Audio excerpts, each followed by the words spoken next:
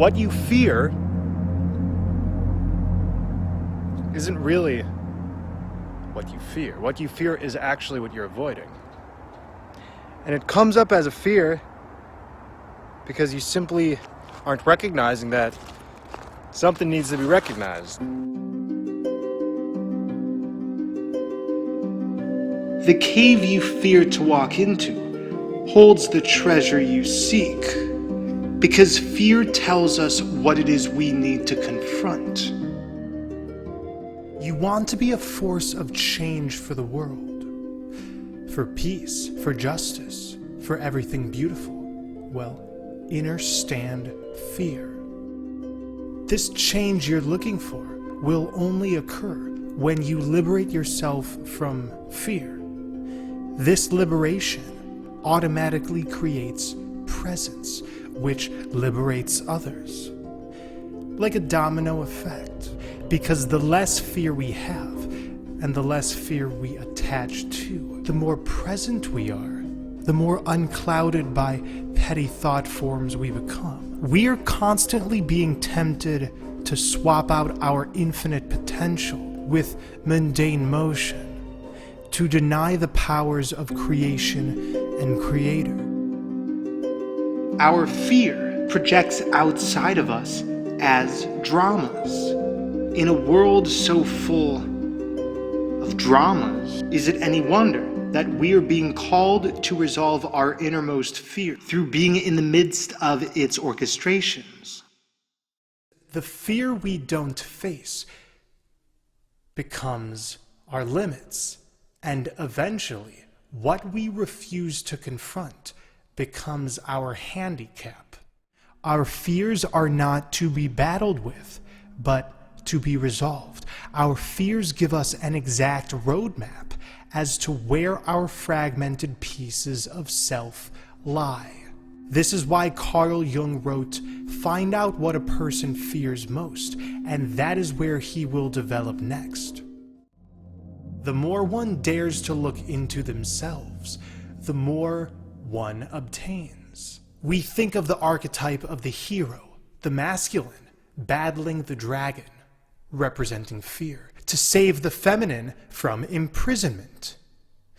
To say in another way, fear imprisons all that is nurturing and beautiful and in flow state in favor of unnecessary rigidity. And the alchemical texts are occulting this process of shadow work.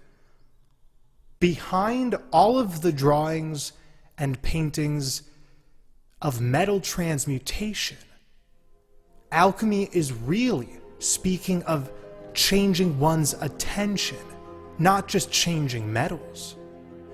What one pays attention to is what one ends up magnifying on all planes of the cosmos.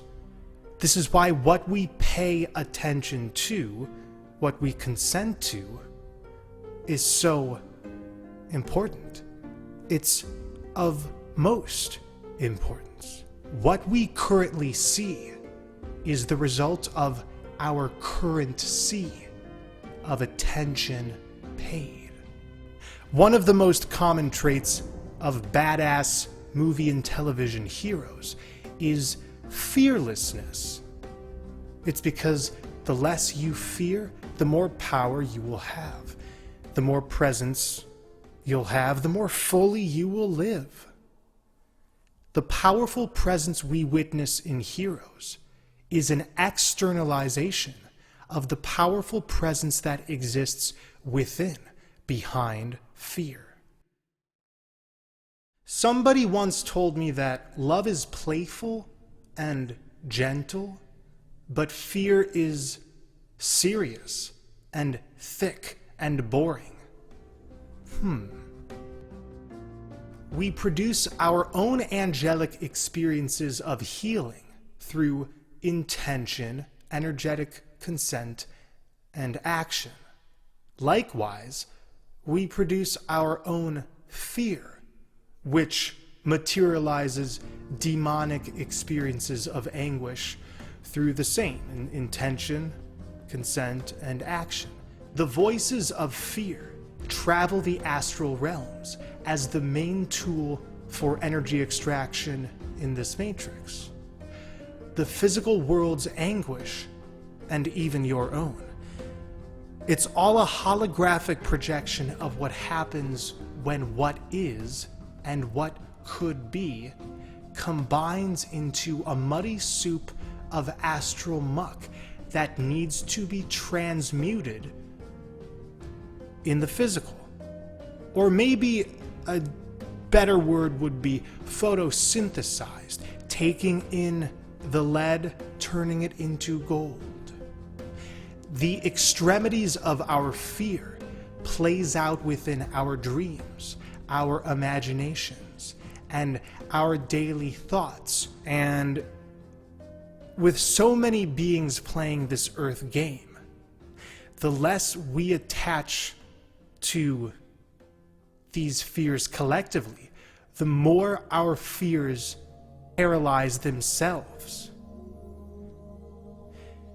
So this resolution of fears is happening right now. It's been happening. That's a central part of this ascensional process. And it's why this atmosphere of ascension seems to be ever changing. It's because the less fear we have and attach to, the more present we are, and the more divine downloads, if you will, we receive. But the more fear we attach to, the more clouded by these really dense 3D thought forms we become. But thank Goddess for fear. There is much wisdom in fear. Yes, all fear is an illusion. All fear is rooted in self-deception.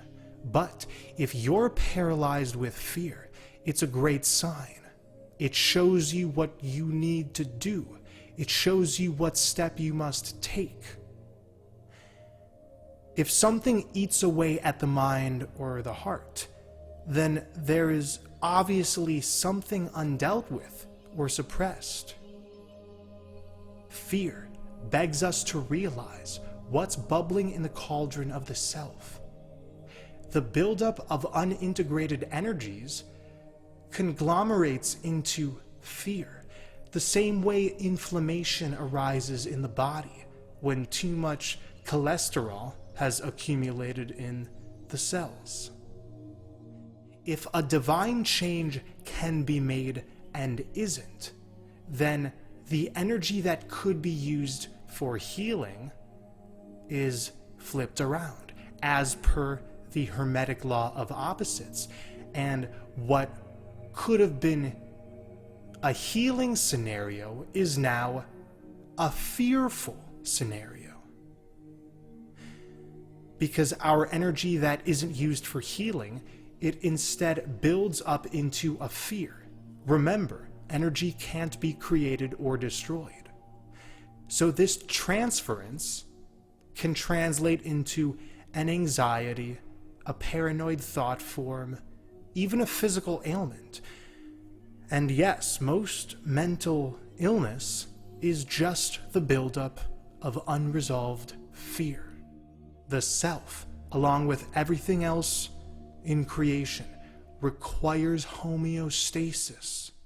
So an imbalance of the mind will result in an imbalance of the body, or of the emotions, or of the sleep, or of the appetite, or whatever. There's so many beings wandering about with the faces of stress, of worry, of fear. And rightfully so.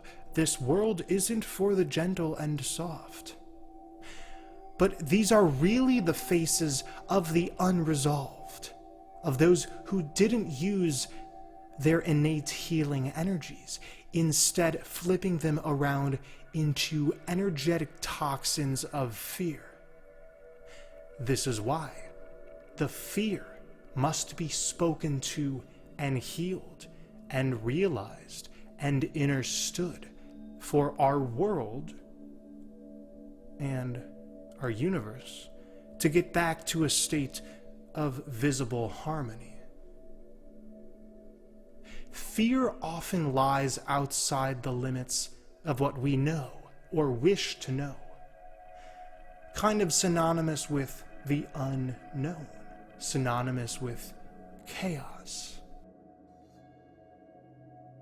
And this is truly the comfort with chaos. Chaos not being a destructive force. Remember, chaos is what everything emerges from.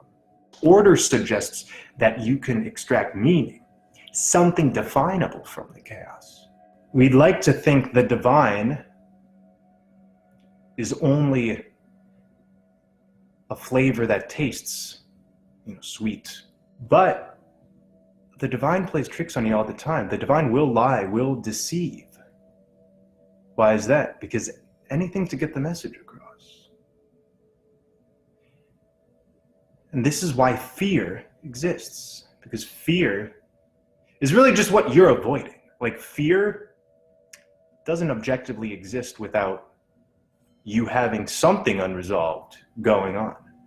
So the divine dishes out these fears to show you what you must work on. Most of our fears, they manifest in a way not to destroy us, not to put us in a mode where we can't find resolution. The divine pushes your buttons, and therefore your fear pushes your buttons as much as it shall. Fear masquerades in many different ways. And this is why one who is still experiencing heavy traumas, or really any traumas, is unable to truly harmonize with others. To truly harmonize with others. Because there's always going to be an anchor in some deep, dark pit.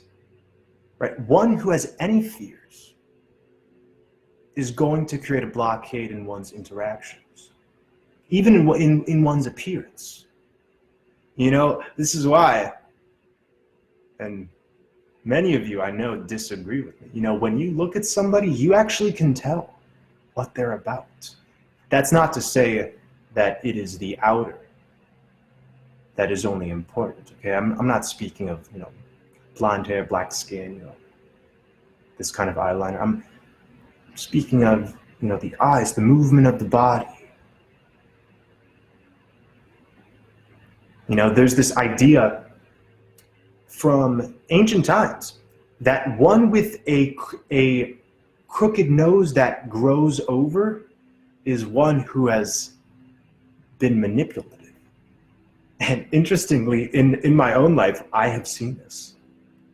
Over time, I've seen many beings, their noses start to change. Why is it? Well, their whole appearance changes and morphs, just like your whole being morphs as you walk through this journey. Because you can't hide from yourself or from others. And this is why, if you're afraid to look in the mirror in any way, the joke is always on the ignorant, or rather the perspective of ignorance, because there's no such thing as truly eternal ignorance, right? One isn't just ignorant. There's a purpose for one's ignorance. Ignorance just signifies you're ignoring a vital part of this puzzle. And that part is you, boo.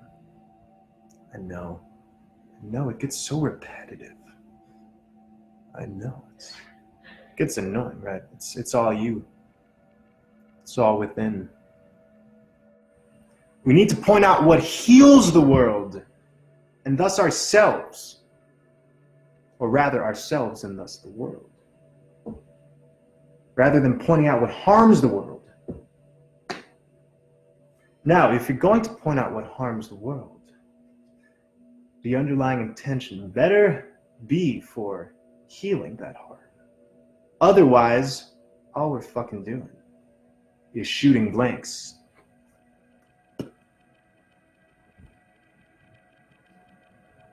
Right? Masturbating ourselves mentally and shooting wherever it hits. There it is, got it, that's harmful. Ooh, that's harmful. What's going on there? Is it really any different from what the mainstream news does?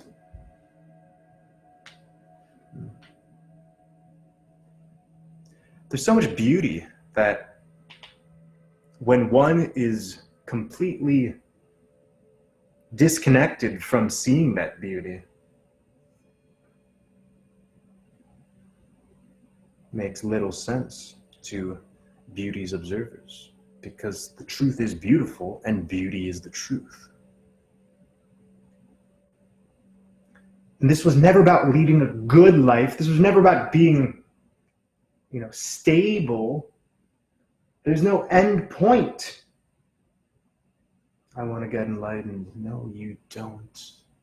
No, you fucking don't. This is actually why there's that quote, if you ever see the Buddha, kill him.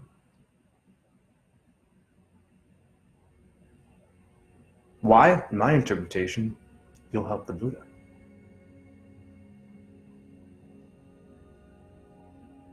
You'll put some trump card in front of him.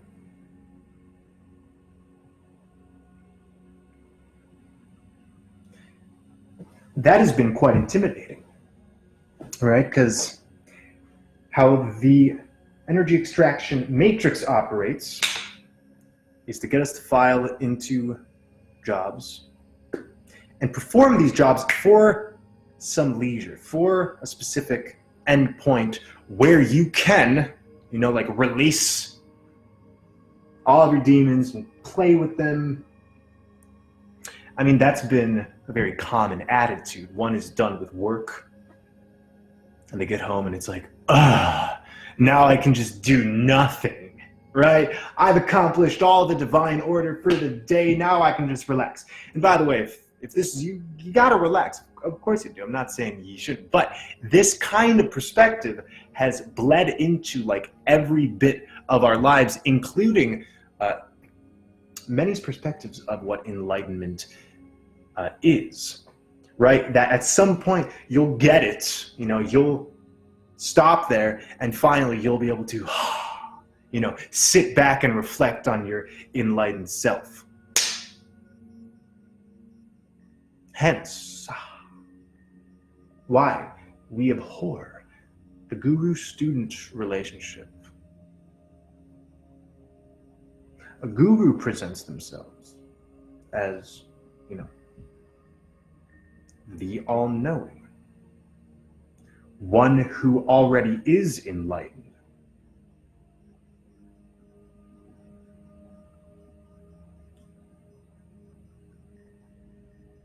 If I inspire you, that's great, but I'm not your guru. Of course I'm not. You know that. You're your own guru. That's how it's got to be. And you're your own student. Right? That whole idea of, oh, divine master. Oh, divine master. Tell me what I am. Is ignoring the fact that I'm not you. I can't tell you who you are. I can't tell you what you're about. And even if I got close, you wouldn't fucking believe me until you actually took that journey yourself.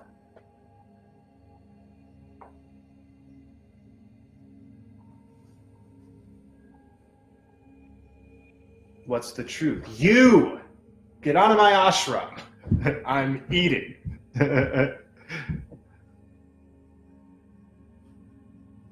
Now, equally, because we always must balance, rather integrate these things, Sometimes we need a representation out there to act as a seed. But those representations are all around you. There's a reason things came and pass, right? Because everything of what we call history or her story has just been like you rendering, you processing to get to this point. It's a bunch of information spiraling into that Fibonacci, playing out different roles to try them on, only to realize it's you. It's you. Yeah, Piscean age is done. Hello, new energies. Oh, yeah. Hello. Can't stop, won't stop. It's very refreshing.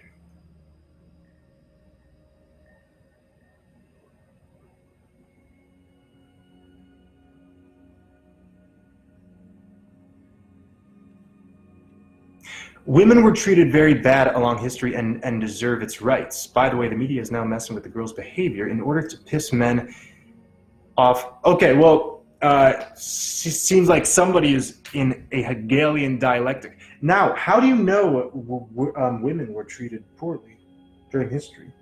And why should that matter? No, and sincerely, I'm not saying this out of ignorance.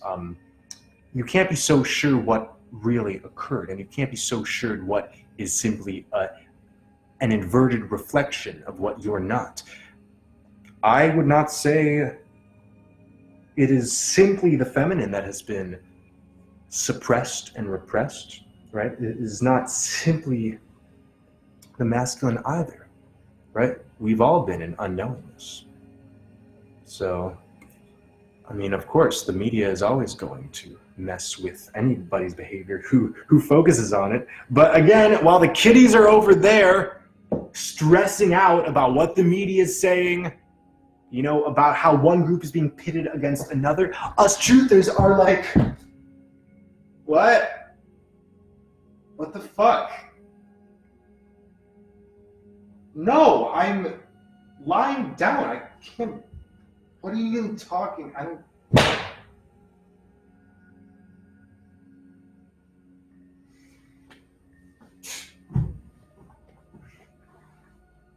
It's like I don't know.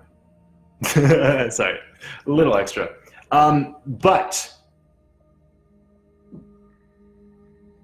how glorious. I used to get caught up in Hegelian dialectics all the time as well. I used to get caught up in the opposition. What you oppose is going to oppose you, and what you try to distance yourself from is always going to come back at you in a form that you perhaps least expect it to. Hence, I can't be so certain that there is one particular energy which needs to be, you know, focused on or harnessed. If you focus too much on chaos, where's order? Focus too much on order, where's the chaos? You got to be nurturing, but you also got to be strong, right? You got to be strong, but you also got to be receptive. You know, you got to be disciplined, but you also have to uncontain yourself, right? If you can express everything you can while being disciplined, while having pure strength in every facet of your interactions, right? If you can be honest about yourself and your place within the all, and you can be honest about your abilities in the all, then why would you need to exit any now moment? This is why by the time we truly leave this place, there will be no pull towards that requirement, right? Hey, if I died right now, if somebody shot me right now, I would die smiling. I know where I'm going. Why? Because I'm going wherever I wish. I'm not limited by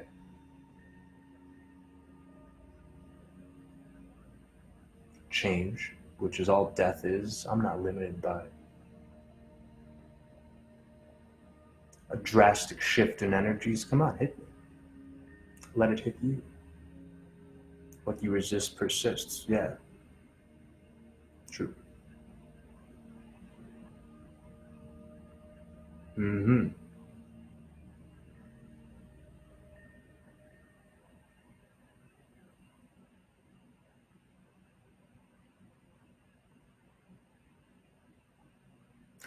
These questions about collective ascension aren't doing any justice right now.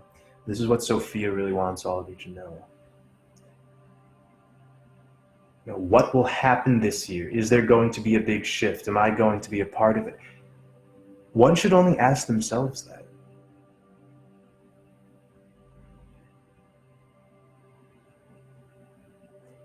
Our fractals are getting more and more individuated.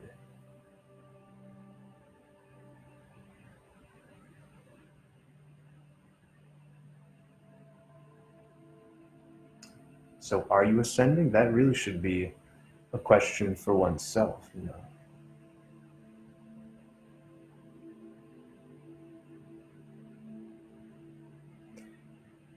And one doesn't leave this place simply because they believe in it or will it into existence.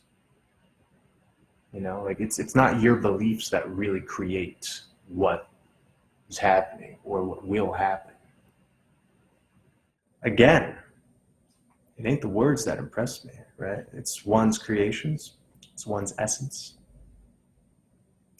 That attracts me. It doesn't attract me to have power over others.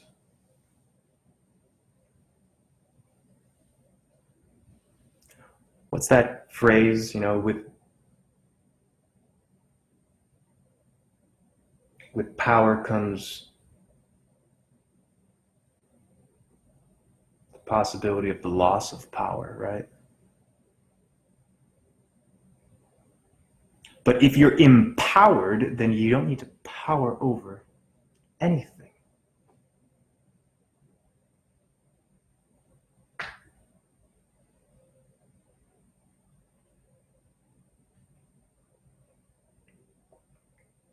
Nana. Great power comes great responsibility. I can't even remember. Thank you. Thank you. In order to figure out what's happening, we must raise ourselves out of a state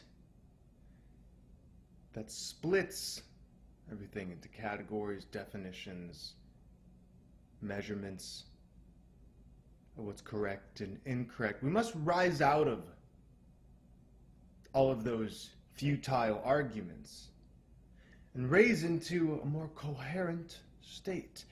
Not simply because we're trying to emulate what we see as the divine or the ideal, package to be, but because we recognize that it is only in stepping away from all Hegelian dialectics that we can find a sense of peace, a sense of innerstanding. Hegelian dialectics are two opposing ideas. They involve two opposing ideas that are pitted against each other. Oftentimes this is personified in groups, or maybe two individuals. Whatever it may be, Hegelian dialectics lead us to battle, because that's the very mechanism of pitting one opposing group against another, or one opposing idea against another. When there's a battle, there's bloodshed, and on both sides, we find no triumph. In war, one of the sides wins, but both sides experience bloodshed. And that's why when we have this really serious outlook on things and we wish to battle, the outcome is suffering, turmoil. You and I both know this to be true.